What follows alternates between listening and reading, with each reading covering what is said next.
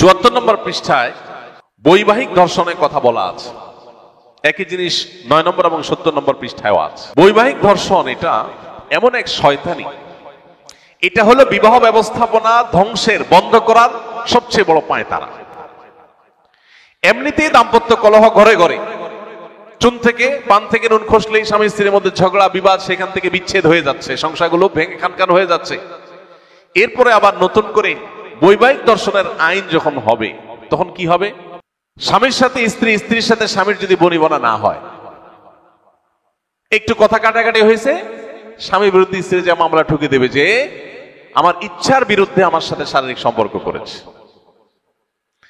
ইচ্ছার বিরুদ্ধে করেছে না ইচ্ছায় করেছে, এটা প্রমাণ করার কোন সিস্টেম, কোন উপায় থাকতে পারে? কোন সুযোগ আছে? কোন সাক্ষী প্রমাণ, কোন তথ্য উপাত্ত রাখার সুযোগ আছে? তাহলে কেন এটা চাচ্ছে? এটা চাচ্ছে হলো ঘরে ঘরে প্রত্যেকটা ফ্যামিলিতে যুদ্ধ বাঁধাবার জন্য, প্রত্যেকটা সংসারে অশান্তি সৃষ্টি করবার জন্য। ইসলাম জুলুম করতে নিষেধ করেছে সবার জন্য। কোন স্বামীর এই অধিকার নাই, স্ত্রী অসুস্থ, স্ত্রী অপারক, জুলুম করে তার সাথে শারীরিক সম্পর্ক করার অধিকার কোন স্বামীকে ইসলাম দেয় নাই। কিন্তু একই সাথে স্বামীর চরিত্র রক্ষার্থে, সমাজ সুস্থ সুন্দর স্বাভাবিক যেন থাকে, সেই প্রয়োজনে একজন স্ত্রী তার স্বামীর প্রয়োজন পূরণের সদা প্রস্তুত থাকার নির্দেশ ইসলাম করেছে। অর্থাৎ প্রত্যেককে যার যার নির্দেশ ইসলাম করেছে। এখানে স্বামী স্ত্রী পরস্পরের মধ্যে স্বামী স্ত্রী সুলভ জোরাজুরি, এটা সকল সমাজে, সকল সংসারে, সকল মানুষের কাছে স্বীকৃত। কখনো কখনো স্বামী স্ত্রীর মধ্যে শারীরিক সম্পর্ক নিয়ে যেরকম মৃদু জোরাজুরি গ্রহণযোগ্য পর্যায়ে পর্যন্ত চলে, অগ্রহণযোগ্য পর্যায়ে, জুলুম পর্যায়ে গেলে চলে না, ঠিক তেমনি ভাবে স্বামী স্ত্রীর মধ্যে টাকা পয়সা নিয়ে, মার্কেটিং নিয়ে, খাওয়া দাওয়া নিয়ে, শপিং নিয়ে, বিভিন্ন আপনার রেস্টুরেন্টে যাওয়া নিয়ে, কোথাও ঘুরতে যাওয়া নিয়েও মৃদু জোরাজুরি হয়।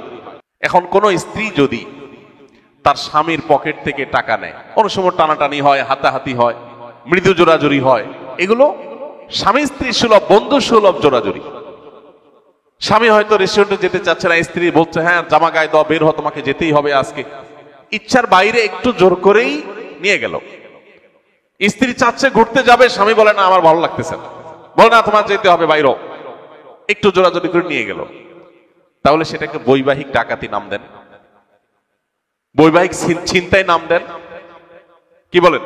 ঘরে ঘরে প্রত্যেকটা পরিবারে অশান্তি সৃষ্টি করার জন্য এই যে শয়তানের নীল নকশা এদেশে সুপারিশ হিসাবে পেশ করা হয়েছে, এটার প্রত্যেকটা পয়েন্ট, প্রতিটা লাইন পৃষ্ঠা আপনি পড়লে দেখবেন পুরাটা হলে আমাদের সমাজকে ধ্বংস করার একটা মহা আয়োজন। প্রিয় ভাইরা আমার, ৩৪ নম্বর পৃষ্ঠায় আছে সংবিধানের অনুচ্ছেদ ১৮(২)-এ গণিকাবৃত্তি অর্থাৎ পতিতাবৃত্তির বিষয়টিকে বাদ দিতে হবে। পতিতাবৃত্তি এটা আমাদের আইনে অবৈধ, এটাকে বাদ দিতে হবে, অর্থাৎ এটাকে বৈধতা দিতে হবে। এবং জনস্বাস্থ্য ও নৈতিকতার নামে যৌনকর্মীদের পেশাকে নিরোধ করা মানবাধিকারের লঙ্ঘন। কি মানবাধিকারের সবক শুনাইতে আসছে চিন্তা করেন। ফিলিস্তিনে মানুষ মেরে কয়লা করে ফেলছে, এটা নিয়ে কোনো টু শব্দ নাই, সেখানে মানবাধিকার কোনো লঙ্ঘন হচ্ছে না। মানবাধিকার লঙ্ঘন হচ্ছে কোথায়? পতিতাবৃত্তি করতে না দিলে নাকি মানবাধিকার লঙ্ঘন হচ্ছে।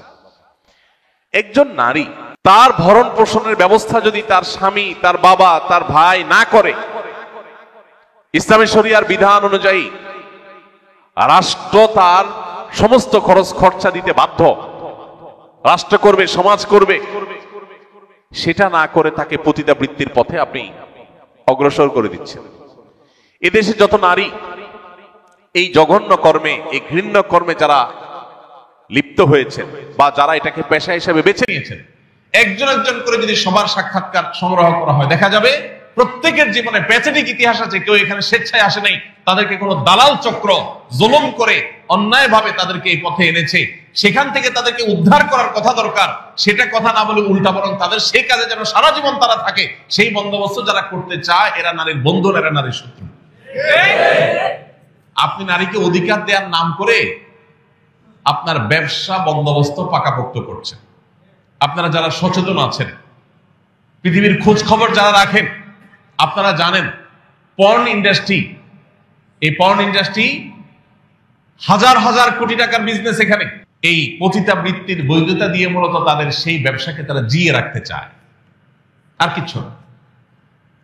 অতএব আমাদের দেশে যে সমস্ত মেয়েরা এই ধরনের নিগ্রহের শিকার, তাদেরকে উদ্ধার করতে হবে, তাদেরকে পুনর্বাসন করতে হবে, তাদেরকে থাকা খাওয়ার ব্যবস্থা করতে হবে, তাদের যথাযথ কর্মসংস্থানের ব্যবস্থা করতে হবে। সেটা না করে তাদের সেই কর্মে তাদেরকে অটল অবিচল রাখার জন্য আপনি যে দাবি তুলছেন, এটা তাদের অধিকার নয়, এটা বরং তাদেরকে তাদের যে অধিকার সেটা থেকে বঞ্চিত করা।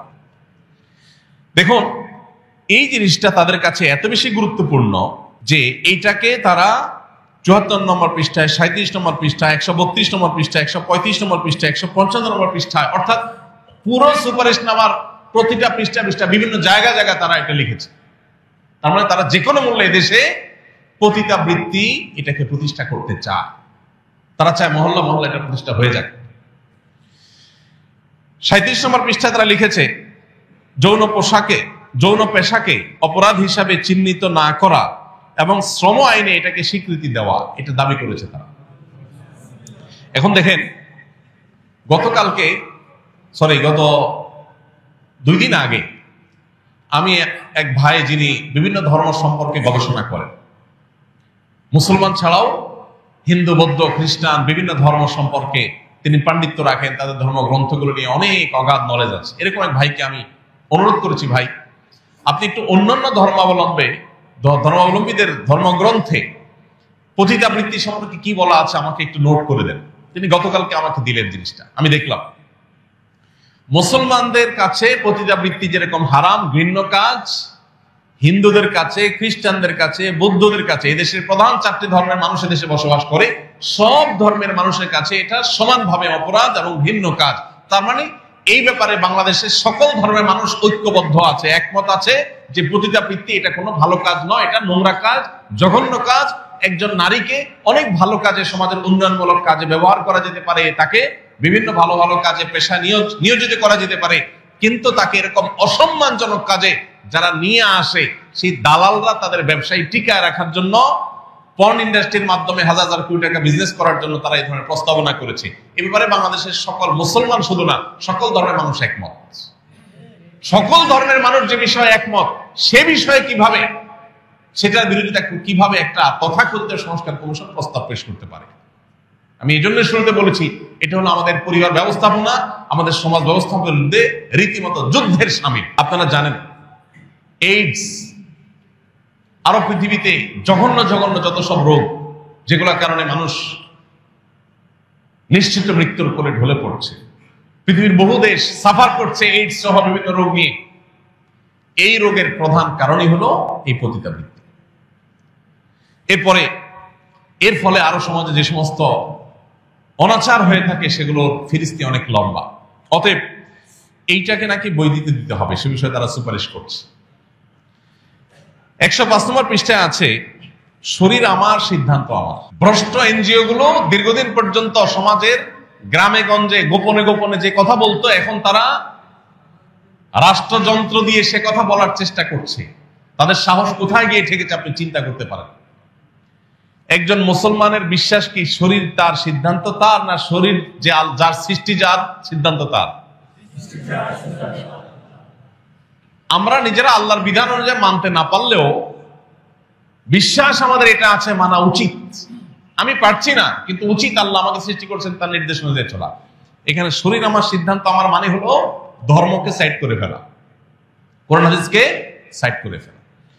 23 নম্বর পৃষ্ঠায় আছে, 3 মাসের মধ্যে গর্ভপাতের বৈধতা বাস্তবায়ন করতে হবে। তার মানে খেয়াল খুশি মতো যে কেউ অবৈধ সম্পর্ক করলো, গর্ভের সন্তান চলে আসলো, 3 মাসের মধ্যে হলে সেটা গর্ভপাত করতে পারবে, এটা আইন করতে হবে, সুযোগ দিতে হবে যাতে আকাম বেশি করা যায়। এরা নাকি মানবাধিকার কর্মী। যে সন্তান মাতৃগর্ভে এসে গেছে তাকে মেডিসিন দিয়ে হত্যা করা, এই কাজটার প্রস্তাবনা যারা করতে পারে নাকি মানুষের অধিকারের কথা বলে। আস্ত মাতৃগর্ভে শিশু হত্যার কথা যারা বলে, ভ্রূণ হত্যার কথা যারা বলে, তারা নাকি মানবাধিকার কর্মী।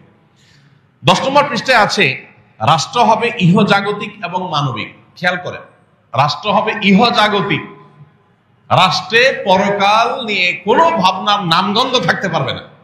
163 নম্বর পৃষ্ঠায় আছে, ঘরের কাজ নারীর বা নারীরা ধূমপান করে না এই জাতীয় উপস্থাপন করা থেকে বিরত থাকতে হবে। ঘরের কাজ নারীর এটা বলা যাবে না। তাহলে কি বলতে হবে? বলতে হবে নারী ঘরের বাইরে যাবে, নারী ঘরের বাইরে যাবে। দেখেন, যে সমস্ত সংসারে, আমাদের দেশে এখানে অনেকে আছেন হয়তো স্বামী স্ত্রী দুইজন জব করেন, রান্নাটা দুইজন হাফ হাফ করেন। যারা স্বামী স্ত্রী দুজন জব করেন, বুকে হাত দিয়া বলতে পারবেন কে কে যে আমরা একদম 50% যে আজকে তুমি রান্না কালকে আমি রান্না, এইভাবে সিস্টেম মেনটেন করে করেন? কয়জন আছেন বলতে পারবেন? তাহলে বেচারিকে বাহিরে কাজে পাঠায় দিলেন অধিকার নাম করে, যে তুমি ঘরে কেন বসে থাকবা, তোমার অধিকার আছে বাইরে যা কাজ করা। অধিকারের নাম দিয়া পাম্পট্টি দিয়া তারে কামে লাগিয়ে দিলেন। এরপরে ঘরের যে কাম আছে সেটাও সে করলো।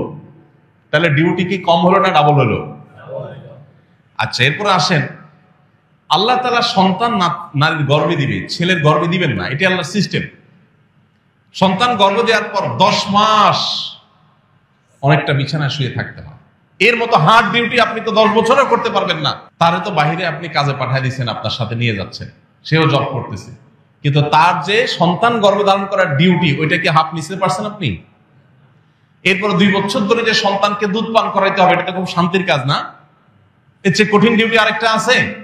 রাত 12টা নাই, 1টা নাই, 2টা নাই, 3টা নাই, টয়লেট নাই, বাথরুমের বেগ নাই, গোসল নাই, কিচ্ছু নাই, যে অবস্থা আছে অবস্থা মা করে কান্না করে উঠছে, আর ওই কান্নার ডাকে সাড়ে দিয়ে এসে তাকে দুধ দিতে হবে, এটা তার ডিউটি।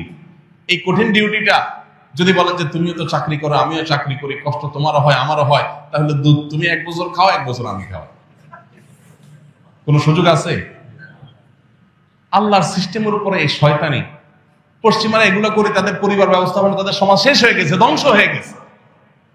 সেগুলো আমাদের দেশে আমদানি করার অপচেষ্টা ইন্টারিম গভর্নমেন্টের মাথার উপরে ভর করে যারা করতে চাচ্ছে, তারা জানে না এটা করতে চাইলে এদেশের একজন মানুষও সেটা করতে দিবে না।